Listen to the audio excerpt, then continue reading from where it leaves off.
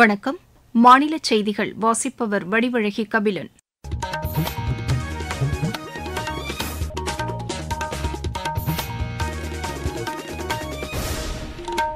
தலைப்புச் செய்திகள். மகளிரின் வாழ்வாதாரத்தை உயர்த்தி அவர்களை அதிகாரமிக்கவர்களாக உருவாக்குவதற்கான முயற்சியில் மத்திய அரசு அர்ப்பணிப்புடன் செயல்பட்டு வருவதாக பிரதமர் திரு நரேந்திர மோடி தெரிவித்துள்ளார்.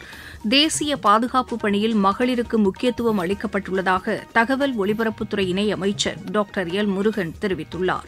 சர்வதேச மகளிர் தினத்தையொட்டி தமிழகத்தில் அனைத்து மாவட்டங்களிலும் மகளிர் சுய உதவிக்குழு பெண்களுக்கு மாநில அரசு சார்பில் கடனுதவி வழங்கப்பட்டது. மலையாள மொழியிலிருந்து தமிழில் மொழிபெயர்க்கப்பட்ட எனது ஆண்கள் என்ற நூலுக்காக எழுத்தாளர் விமலாவுக்கு சாகித்ய அகாடமி விருது அறிவிக்கப்பட்டுள்ளது. ஆசிய மகளிர் கபடி சாம்பியன் போட்டியில் இந்தியா பட்டம் வென்றது. இனி விரிவான செய்திகள். மகளிரின் வாழ்வாதாரத்தை உயர்த்தி அவர்களை அதிகாரமிக்கவர்களாக உருவாக்குவதற்கான முயற்சியில் மத்திய அரசு அர்ப்பணிப்புடன் செயல்பட்டு வருவதாக பிரதமர் திரு நரேந்திர மோடி தெரிவித்துள்ளார். குஜராத் மாநிலம் நவ்சாரியில் சர்வதேச மகளிர் தினத்தையொட்டி நடைபெற்ற மகளிரை லட்சாதிபதியாக்கும் சம்மேளன நிகழ்ச்சியில் இன்று உரையாற்றிய அவர், பெண்கள் தலைமையிலான வளர்ச்சியை நோக்கி இந்தியா முன்னேறி வருவதாக கூறினார். மகளிரின் நலனுக்காக மட்டுமல்லாமல் அவர்களின் கண்ணியத்தையும் அதிகாரத்தையும் உறுதி செய்ய வேண்டும் என்பதில் தமது அரசு முனைப்போடு செயல்பட்டு வருவதாக அவர் தெரிவித்தார். மகளிருக்கு அடிப்படை சுகாதார வசதிகள் உறுதி செய்யப்பட வேண்டும் என்பதற்காக நாடு முழுவதும் ஆயிரக்கணக்கான பாதுகாக்கப்பட்ட கழிவறைகளை அரசு அமைத்து தந்திருப்பதாகவும் அவர் கூறினார். நாட்டின் அனைத்து துறைகளிலும் பெண்களின் பங்கு அதிகரித்து வருவதாக கூறிய அவர், இந்திய மகளிரின் வலிமையை ஒட்டுமொத்த உலகமுமே தற்போது உணர்ந்துள்ளதாகவும் தெரிவித்தார். மகளிர் சுய உதவிக் குழுக்கள் நாட்டின் வளர்ச்சியில் முக்கிய பங்காற்றி வருவதாக தெரிவித்த பிரதமர், அடுத்த 5 ஆண்டுகளில் 3 கோடி லட்சாதிபதி பெண்களை உருவாக்க வேண்டும் என்ற இலக்குடன் தமது அரசு செயல்பட்டு வருவதாக கூறினார். நவ்சாரியில் நடைபெற்ற லட்சாதிபதி பெண்கள் சம்மேளன நிகழ்ச்சியை ஒட்டி பயனாளிகளிடம் பிரதமர் கலந்துரையாடினார். வேளாண்மை, கால்நடை வளர்ப்பு, சிறு தொழில்கள் போன்றவற்றில் பெண் உறுப்பினர்கள் வருவாய் ஈட்டும் நோக்கில் அவர்களுக்கான நிதி உதவியுடன் பயிற்சியும் அளிக்க அரசு நடவடிக்கை எடுத்துள்ளதாக அவர் கூறினார். குஜராத் மாநிலத்தில் மட்டும் 1,50,000த்திற்கும் மேற்பட்ட பெண்களின் ஆண்டு வருமானம் 1 லட்சம் ரூபாயை கடந்து லட்சாதிபதி பெண்கள் என்ற பட்டத்தை அவர்கள் பெற்றிருப்பதாகவும் பிரதமர் தெரிவித்தார். இந்நிகழ்ச்சியில் 25,000த்திற்கும் மேற்பட்ட சுய உதவி குழுக்களைச் சேர்ந்த பெண்களுக்கு 450 கோடி ரூபாய் கடன் உதவியையும் பிரதமர் வழங்கினார். தேசிய பாதுகாப்பு பணியில் மகளிருக்கு முக்கியத்துவம் அளிக்கப்பட்டுள்ளதாக தகவல் ஒலிபரப்புத்துறை இணையமைச்சர் டாக்டர் எல் முருகன் தெரிவித்துள்ளார். கோயம்புத்தூரில் இன்று செய்தியாளர்களிடம் பேசிய அவர், இன்று மகளிர் தினம் கொண்டாடப்படுவதையொட்டி பிரதமரின் பாதுகாப்பு பணியில் முழுமையாக மகளிர் ஈடுபட்டுள்ளதையும் சுட்டிக்காட்டினார். நாட்டின் பாதுகாப்பு பணியில் மகளிருக்கு முக்கியத்துவம் அளிக்கப்பட்டுள்ளதாகவும் சைனிக் பள்ளிகளில் அதிக அளவில் பெண் குழந்தைகள் சேர்க்கப்படுவதாகவும் அவர் கூறினார்.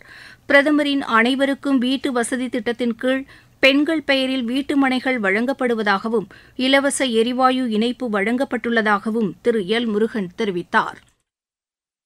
கடந்த 10 ஆண்டுகளில் மாண்புமிகு பாரத பிரதமர் திரு நரேந்திர மோடிஜி அவர்களினுடைய தீவிர முயற்சியில மகளிர் எம்பவர்மெண்ட் மிக வேகமாக வளர்ந்து கொண்டிருக்கிறது. அனைவருக்கும் வீடு கட்டும் திட்டத்தில் கிட்டத்தட்ட 5 கோடி வீடுகள் ஏற்கனவே கட்டி முடிக்கப்பட்டது.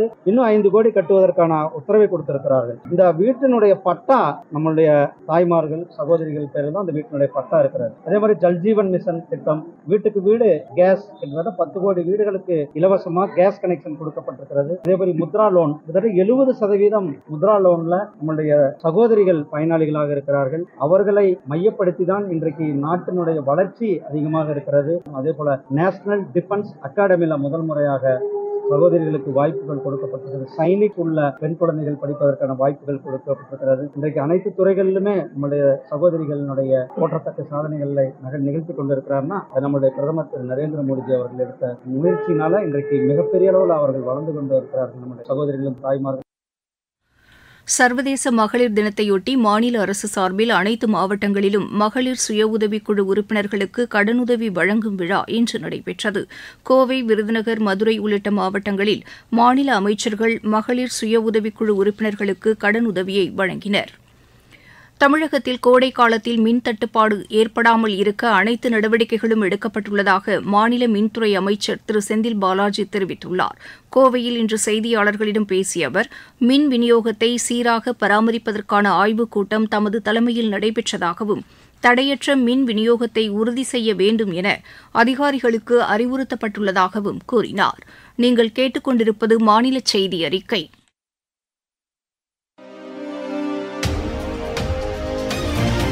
மக்களின் மனதை வென்ற மத்திய அரசின் பட்ஜெட். தனிநபர் வருமான வரி விலக்கிற்கான உச்சவரம்பு 12 லட்சம் ரூபாயாக உயர்வு. தமிழகத்தின் ரயில்வே திட்டங்களுக்காக 6626 கோடி ரூபாய் நிதி ஒதுக்கீடு. நாடு முழுவதும் உள்ள அரசு பள்ளிகளில் 50,000 அடல் ஆய்வகங்கள். 36 வகை உயிர்காக்கும் மருந்துகளுக்கு சுங்க வரியிலிருந்து விலக்கு. மாவட்டம் தோறும் அரசு மருத்துவமனைகளில் புற்றுநோய் சிகிச்சை பராமரிப்பு மையங்கள். லித்தியம் பேட்டரிக்கான சுங்க வரி ரத்து. குழாய் மூலம் குடிநீர் வழங்கும் திட்டம் மேலும் 3 ஆண்டுகளுக்கு நீட்டிப்பு. வளர்ச்சியடைந்த இந்தியாவிற்கான பயணத்தில் மோடி அரசு. தொடரும் மக்கள் நல திட்டங்கள்.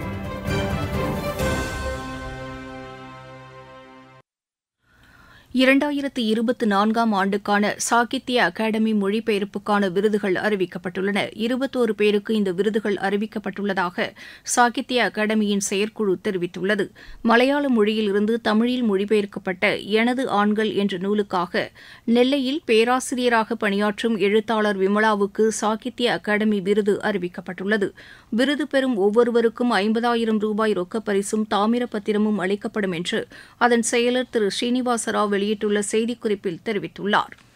தமிழகத்தில் வரும் திங்கட்கிழமை முதல் 2 நாட்களுக்கு மழைக்கு வாய்ப்புள்ளதாக வானிலை ஆய்வு மைய இயக்குநர் திரு செந்தாமரை கண்ணன் தெரிவித்துள்ளார்.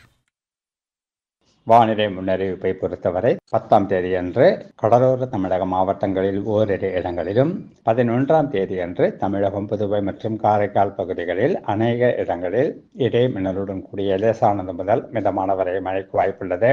கனமழையை பொறுத்தவரை 11ஆம் தேதியன்று கன்னியாகுமரி, திருநெல்வேலி, தூத்துக்குடி, விருதுநகர், தென்காசி, ராமநாதபுரம், சிவகங்கை, புதுக்கோட்டை மற்றும் டெல்டா மாவட்டங்கள் மற்றும் காரைக்கால் பகுதிகளில் ஓரிரு இடங்களில் கனமழைக்கு வாய்ப்புள்ளது.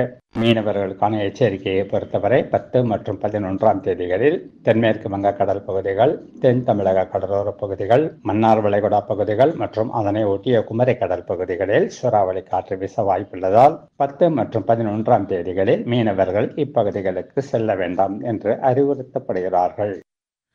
மாவட்டச் செய்திகள். தென்காசி மாவட்டம் குற்றாலத்தில் நடைபெற்ற சமூக வளைகாப்பு நிகழ்ச்சியில் மாநில அமைச்சர் திரு KKSSR ராமச்சந்திரன் கலந்து கொண்டு பயனாளிகளுக்கு வாழ்த்து தெரிவித்தார். நாமக்கல் மாவட்டத்தில் 55 பயனாளிகளுக்கு நலத்திட்ட உதவிகளை மாநில அமைச்சர் திரு மதிவேந்தன் வழங்கினார். சர்வதேச மகளிர் தினத்தையொட்டி காஞ்சிபுரம் மாவட்ட ஆட்சியர் அலுவலகத்தில் மகளிர் சுய உதவிக்குழு கண்காட்சி இன்று நடைபெற்றது. நாகை மாவட்டத்தில் தனியார் கல்லூரியில் நடைபெற்ற நிகழ்ச்சியில் பல்வேறு விழிப்புணர்வு போட்டிகள் நடத்தப்பட்டு மாணவர்களுக்கு பரிசுகள் வழங்கப்பட்டன. கள்ளக்குறிச்சியில் மகளிர் சுய உதவிக்குழுவினருக்கு நலத்திட்ட உதவிகளை ஆட்சியர் திரு பிரசாந்த் இன்று வழங்கினார். திருவள்ளூர் மாவட்டம் ஆவடியில் மகளிர் தினத்தையொட்டி மாரத்தான் போட்டியை காவல் ஆணையர் திரு சங்கர் தொடங்கி வைத்தார். திண்டுக்கல் மாவட்ட ஆட்சியர் அலுவலகத்தில் மகளிர் தினத்தையொட்டி அனைத்து துறை பெண் அலுவலர்களுக்கு கோலப்போட்டி நடைபெற்றது. பெரம்பலூர் மாவட்டத்தில் மகளிரின் பாதுகாப்பை உறுதி செய்யும் வகையில் விழிப்புணர்வு பேரணி இன்று நடைபெற்றது. சேலத்தில் மகளிருக்கான உதவி எண் 181 பிரபலப்படுத்தும் வகையில் விழிப்புணர்வு நடைப்பயணம் நடைபெற்றது. மயிலாடுதுறையில் சர்வதேச மகளிர் தினத்தை முன்னிட்டு விழிப்புணர்வு மாரத்தான் போட்டி நடைபெற்றது. அரியலூரில் நடைபெற்ற வேக நடைப்போட்டியில் ஏராளமான பெண்கள் ஆர்வத்துடன் கலந்து கொண்டனர். கிருஷ்ணகிரி மாவட்டத்தில் மகளிர் பாதுகாப்பை உறுதி செய்யும் வகையில் நடைபெற்ற மாரத்தான் போட்டியை ஆட்சியர் திரு தினேஷ்குமார் தொடங்கி வைத்தார். திருச்செந்தூர் சுப்பிரமணிய சுவாமி திருக்கோவிலில் மாசி திருவிழாவை முன்னிட்டு ஏராளமான பக்தர்கள் காவடி எடுத்து நேர்த்திக்கடன் செலுத்தினர். விளையாட்டுச் செய்திகள். ஆசிய மகளிர் கபடி சாம்பியன் போட்டியில் இந்தியா பட்டம் வென்றது. ஈரானின் டெஹ்ரானில் இன்று நடைபெற்ற இப்போட்டியின் இறுதி ஆட்டத்தில் இந்தியா 32-25 என்ற புள்ளிக் கணக்கில் ஈரானை வென்றது. இதுவரை நடைபெற்ற 6 சாம்பியன் போட்டிகளில் இந்தியா 5 முறை பட்டம் வென்றுள்ளது குறிப்பிடத்தக்கது. மகளிர் பிரீமியர் லீக் கிரிக்கெட் போட்டியில் இன்று நடைபெறவுள்ள ஆட்டத்தில் பெங்களூரு அணி உத்தரப்பிரதேச அணியை எதிர்கொள்கிறது. லக்னோவில் இப்போட்டி இரவு மணி 7:30க்கு தொடங்குகிறது. மீண்டும் தலைப்புச் செய்திகள். மகளிரின் வாழ்வாதாரத்தை உயர்த்தி அவர்களை அதிகாரமிக்கவர்களாக உருவாக்குவதற்கான முயற்சியில் மத்திய அரசு அர்ப்பணிப்புடன் செயல்பட்டு வருவதாக பிரதமர் திரு நரேந்திர மோடி தெரிவித்துள்ளார்.